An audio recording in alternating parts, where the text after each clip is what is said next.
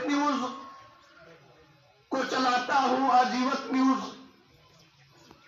के नाम से एक मेरी पत्रिका छपती है, एक मैगजीन छपती है जो भारत सरकार से रजिस्टर्ड है।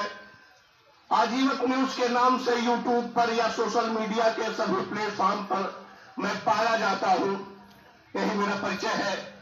तो थोड़ा सा बहुत सारे लोग, चूंकि जयंती चल रही है पूरे राष्ट्रीय अंतर्राष्ट्रीय स्तर पर और हर कार्यक्रमों में बाबा साहब हमारे महापुरुषों, इतिहास, भूगोल, इन सारी चीजों के विषय में लोग बता तो रहे हैं, लेकिन कुछ और भी चीजें हैं जिन पे नजर डालने की जरूरत महसूस होती है मुझे।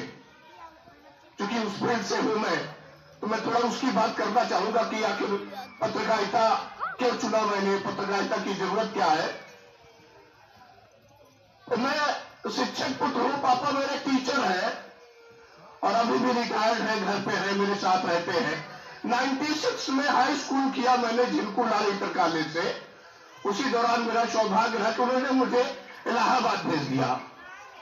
10 साल इलाहाबाद पढ़ा मैंने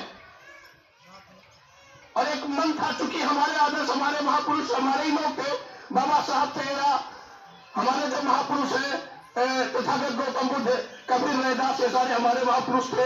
तो इनके विषय पढ़ा तो नहीं था, लेकिन जानता था, सुना था। तो उन्होंने जब मुझे भेजा तो मन तो था कि पढ़ना है, बहुत पढ़ना है। तो फिर मैंने लगभग 38 साल तक एकेडमिक पढ़ाई किया, 4 साल सेंट्रल यूनिवर्सिटी की पढ़ाई की और संयोग से आप यूं समझिए कि जॉब मिला नहीं। ये मेरा सौभाग्य था, दुर्भाग्य नहीं था कि मुझे नौकरी नहीं मिली, वरना मैं नौकर हो जाता। 38 साल पढ़ाई करने के बाद सवाल आया कि कैरियर कहां बनाया जाए। बहुत सारी फील्डों में तब तक मुझे लगभग जानकारी हो चुकी थी, चाहता तो जॉब मिल भी जाती जीविकोपार्जन के लिए।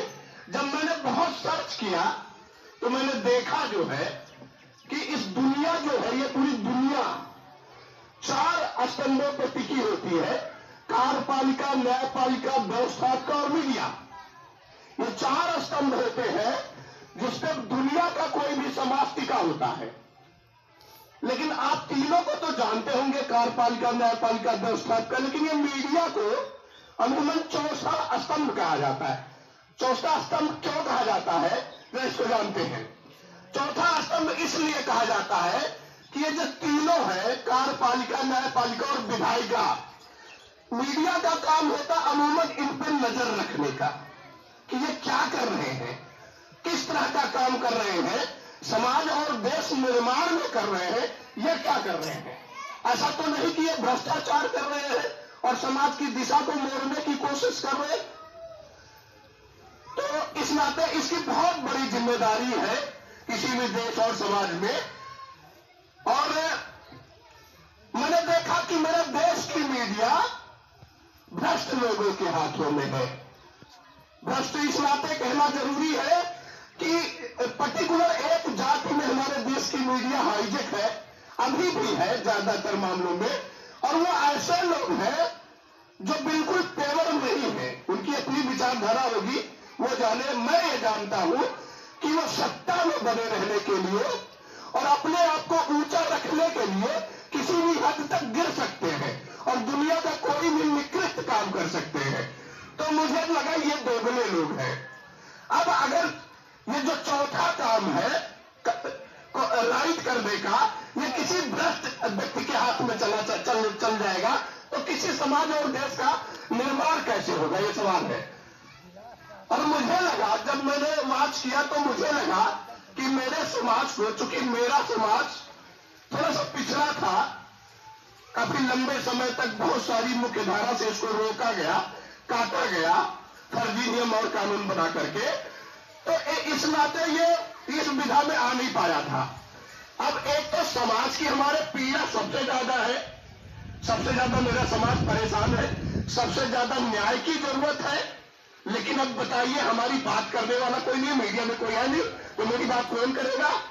अभी भी अमूमन पुलिस अधीक्षक कार्यालय पर, बस्ती पर जब मैं होता हूं, मैं चश्मदीद ये देखता हूं कि जो पीड़ित आते हैं, जो गरीब और कमजोर होते हैं, जिनके पास पैसे नहीं होते हैं, अमूमन मीडिया उनकी बात नहीं करती।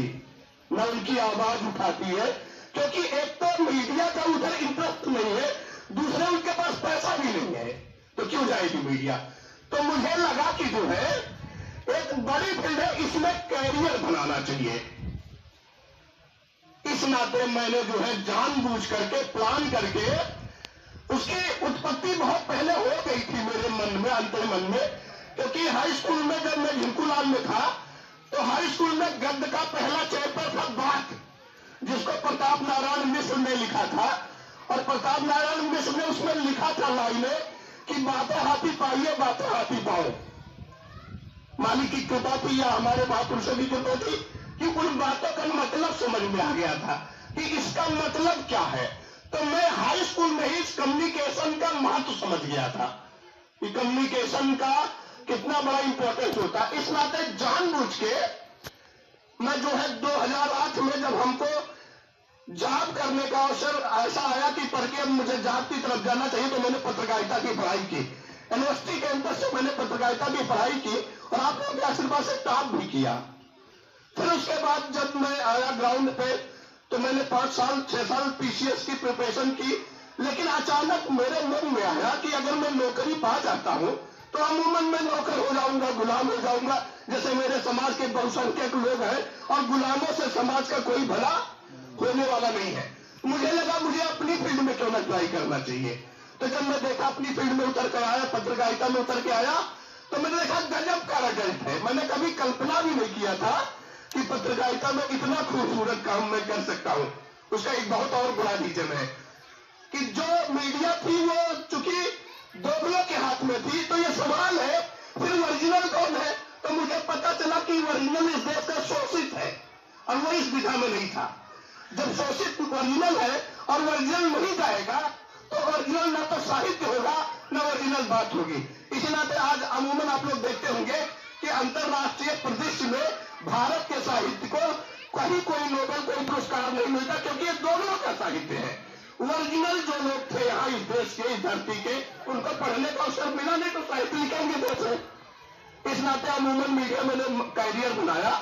एक और बहुत इंपॉर्टेंट बात है, हमारे जब हम वाच किए, चूंकि हम राजनीतिक तो थे ही थोड़ा बहुत, हमने वाच किया तो हमें लगा कि हमारा समाज शासक बनना चाहता है, बहुत ललक है इसके अंदर शासक बनने की, राजा बनना चाहता है, पहले से राजा रहा है, तो चूंकि इसके डीएनए में राजा का स्वाद है, इसलिए राजा बनना चाहता है। तो मुझे लगा अगर ये राजा बनना था तो राजा बनेगा कैसे, क्या बिना मीडिया के राजा बनना संभव है क्या? तो मुझे लगा नहीं संभव है। वर्तमान की नरेंद्र मोदी की सरकार की हालत ये है कि अगर वो मीडिया में अनाउंस करता है उसका व्यक्ति, ये बाबा साहब के कार्यक्रम का मंच है, धार्मिक मंच है, थोड़ा सा मैं इधर उधर हो रहा हूं, लेकिन आपको समझाने के लिए मुझे बताना पड़ेगा ये चीजें। वर्तमान की सरकार मैंने देखा कि उसका एजेंट मीडिया में बोलता है कि मुझे 280 सीट चाहिए और रिजल्ट आता है तो 280 सीट यूपी मिलता है। अब आप समझ गए होंगे कि मीडिया का कितना इंपॉर्टेंट है। मतलब यह है कि सरकारें मीडिया का सहारा लेकर के बेईमानी करके सरकार बुला लेती है और सत्ता में आ जाती है और लंबे समय तक इस देश पर राज कर रही है। इस नाते दोस्तों मुझे ऐसे लगता है कि एक बहुत खूबसूरत फील्ड है, इसमें मेरे लोगों को आना चाहिए। और चूंकि राष्ट्रीय स्तर पर खाली है, हमारा समाज बहुसंख्यक है और बहुसंख्यक समाज का मीडिया में कोई प्रतिनिधित्व नहीं है। इस नाते एक चीज और देखा, हमारे समाज में सबसे ज्यादा पढ़े लिखे लोग हैं, बेरोजगार हैं, सबसे ज्यादा हमारे लोगों ने पढ़ा, बेरोजगार होकर घूम रहे हैं। लेकिन मेरे एक बात समझ में नहीं आती कि मीडिया में क्यों नहीं आना चाहते। अमूमन मैं देखता हूं कि किसी भी विभाग का कोई भी आदमी जब उसके सामने पत्रकार खड़ा होता है तो उसकी ताकत कमजोर सी पड़ जाती है, उसके सामने कुछ बोल नहीं पाता। क्योंकि एसपी ऑफिस के सामने रोज मैं चिल्लाता हूं, रोज एसपी तक मेरी आवाज जाती है, लेकिन एसपी का कोई भी बंदा मुझसे पूछने की हिम्मत नहीं कर पाया कि आप कैसे चिल्लाते हैं। 3 साल स्ट्रगल करने के बाद मेरा चैनल भारत सरकार से रजिस्टर्ड हुआ, मेरा चैनल भारत सरकार से मान्यता प्राप्त है, 55 से 60 पत्रकार हैं मेरे पास। और मैं आप लोगों से भी गुजारिश करूंगा कि आपके अपने बच्चे जो अपने आप को पढ़ा लिखा मानते हैं उनको इस फील्ड में ले आइए। रिजल्ट क्या होगा कि जब हम थाने पे जाते हैं तो वही थानेदार हमारा शोषण कर लेता है। जब आपका बेटा पत्रकार की हैसियत से जाएगा तो वो थानेदार अपने बगल में बैठा करके उसे चाय भी पिलाएगा और उसकी बात भी सुनेगा और आपके लिए भरसक न्याय की कोशिश भी करेगा, क्योंकि ये उसकी मजबूरी होगी। इस नाते आप लोग पुश करिए कि आप लोग मीडिया में आए और मीडिया को सपोर्ट करें।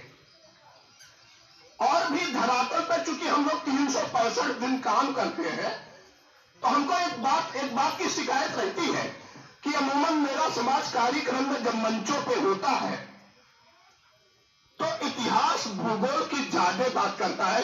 इतिहास भूगोल मेरे समाज के लोगों को समझ में आती नहीं है। मुझे ऐसा लगता है कि वर्तमान की जो समस्याएं हैं, अगर सारे लोग इतिहास भूगोल पर बात करेंगे तो वर्तमान की समस्याओं पर कौन बात करेगा और फिर उसका समाधान हम कहां से ले आएंगे। जब आप बात नहीं करोगे, हमें बताओगे नहीं कि इसका समाधान क्या है, तो अमूमन उसका समाधान निकलेगा कैसे।